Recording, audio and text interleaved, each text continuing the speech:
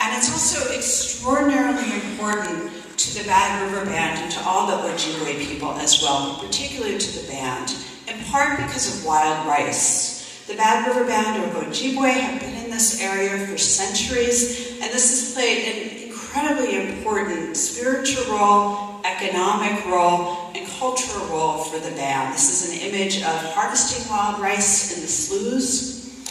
And so the potential risk that mining development just upstream, just offshore, not offshore, just off the reservation boundary has is of huge importance for the band and also for all people who share the Lake Superior watershed. Because there are lots of questions about what the sediments released from taconite mining might do to the health of the sloughs, what potential acid mine drainage, sulfide drainage that I'll talk about a little bit more in a moment, what mercury release from taconite processing might do. All these things have the potential to be very, very serious risks. So the sort of overall message here is that this is one of the biggest ore bodies in America right now, and it's also located in a place that's probably one of the most environmentally significant areas in the state and in the entire region, which sets up some interesting conflicts. So,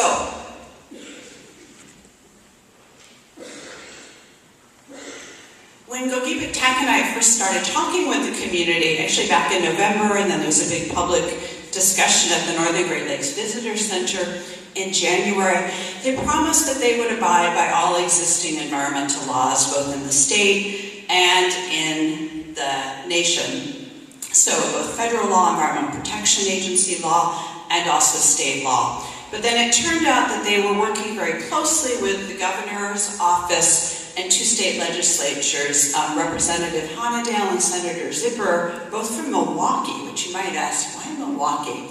Anyway, the company was working very closely with these three individuals to develop a new mining law that would actually sidestep many of our existing environmental regulations. So we have some of the strongest mining law in the world right now.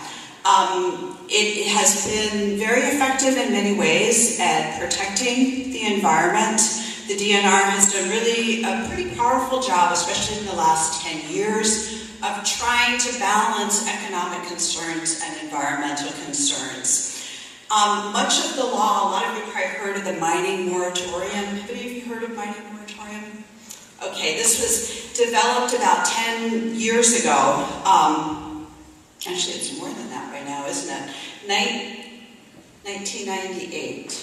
A little bit more. So 1998 is when Governor Tommy Thompson signed it in. It was enacted the legislature in 1997. It was in response to enormous concerns over the proposed Crandon mine, which was just above the Mole Lake Sakagan tribe of Ojibwe. And so some very similar questions in ways that even though the mine wasn't on the tribal lands, it would have had profound effects on tribal wild rice resources and watershed resources. It was a very different mine because it was involving a lot of what's called acid mine drainage. So there would have been sulfides released that would have actually changed into a kind of form of hydrosulfuric acid, which would have then leached out many toxic chemicals from the rock into the watershed. And in response to an enormous set of concerns about the effects that would have on lake water quality and stream water quality in the Northwoods, Governor Tommy Thompson, a Republican, of course, signed into law what's known as the mining moratorium, which doesn't actually put a moratorium on mining in the state. It simply says that before you develop a new mine with significant risk of acid drainage, that you first have to demonstrate as a company that you've operated such a mine without major environmental hazard for 10 years, and that you've shut down a mine and have monitored that to make sure there isn't acid drainage for 10 years as well. So those are stringent requirements, but it doesn't say no to mining. It says you simply have to demonstrate that you can do this without significant acid drainage. But those clauses don't apply to the proposed iron mine, because unless they find significant sulfide bodies that would create acid drainage. So have I lost anybody right here? This is kind of confusing stuff. Okay, the key point right here is that we have a very strong mining bill that's not just for sulfide mining, but there is a really restricted clause that applies to sulfide metallic mining. And so what the company has said is that we need a new iron mining law. We need a new mining law in Wisconsin to make mines possible. A lot of people argue with that. A lot of people say our current mining law is doing a good job.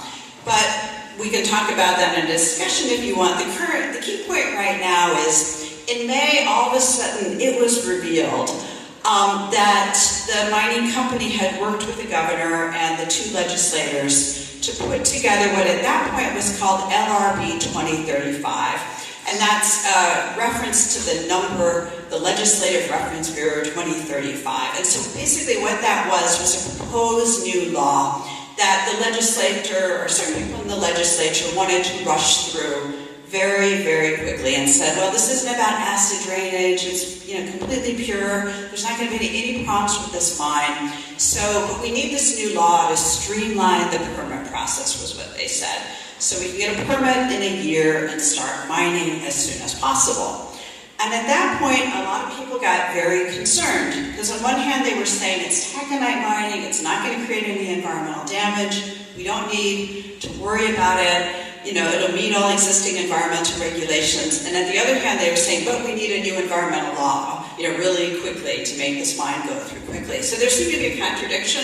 If this was going to be such a clean mine, why couldn't you get it through under the current law? So that's when a lot of people got very concerned. So I want to go through right now a little bit about what this proposed legislation would do, because as incredibly significant as this particular mine is, I think the legislation itself is even more significant. Minnesota and Michigan have recently passed somewhat similar bills, it turns out, written by the same mining company, Gogebic, Taconite, that are actually much less permissive than this proposed law.